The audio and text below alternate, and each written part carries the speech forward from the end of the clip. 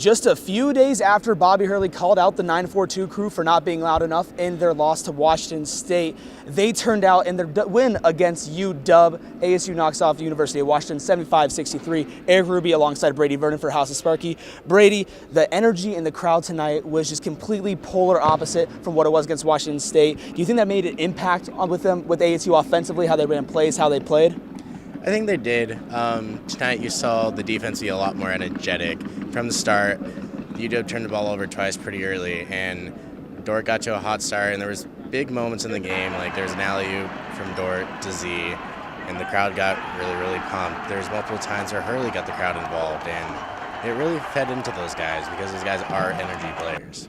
It seems like ASU is just a completely different team when they have Tempe behind them. Do you think that it could be a fault when it comes to the Pac-12 tournament when they might be playing on the road and they're not going to have that strong home crowd?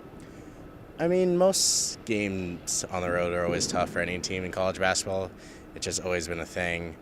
But, yeah, I mean, they've one of the more talented teams in the conference, but they need to figure out what they can do better, and they're going to have to do it pretty quickly because 5 of their next 7 games are on the road. On the road, which means that you're not going to have the home crowd to rely upon. And ASU, relying on their home crowd tonight, shot 62% from the field. But that's not just the crowd. That's ASU itself. That's offensive execution. Now, coming off a practice where Bobby Hurley said they didn't even shoot the ball, what did you notice differently in ASU's offense? Was it different sets? Was it just better shot making, better play making? What was it? It was ball moving all around. In the Wazoo game, every time they got to the rim, they were getting fouled and were just struggling to make their free throws. And tonight, they got to the rim and were hitting those shots and weren't getting fouled. Another factor was Rob Edwards had a really, really bad game Thursday night, and he started getting hot pretty quickly. And so when Rob starts hitting outside shots, it opens up for everyone that drives in, such as Dort and Zylan. So I think that was a big factor into the ball movement as well as Rob Edwards' protection.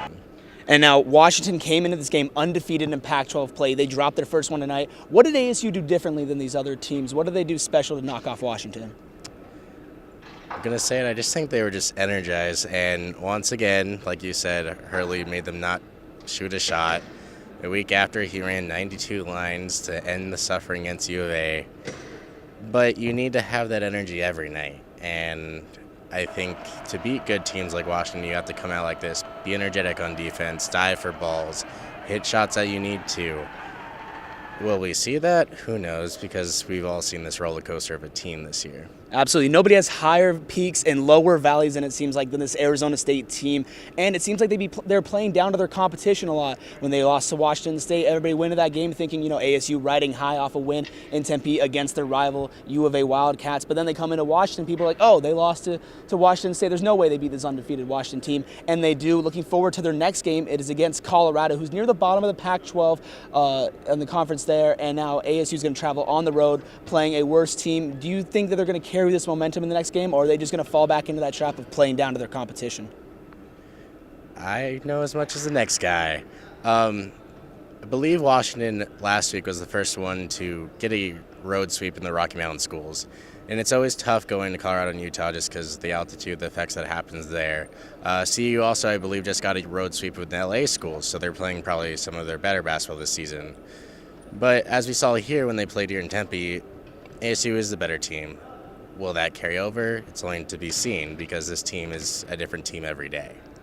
That's for sure. One thing is for sure is nobody really knows what's next from this Arizona State team, but we know what's next for House of Sparky. You can stay here for all of your basketball coverage, spring football coverage, and every sport that you can imagine. For Brady Vernon, my name is Erik Ruby. We will see you guys next time.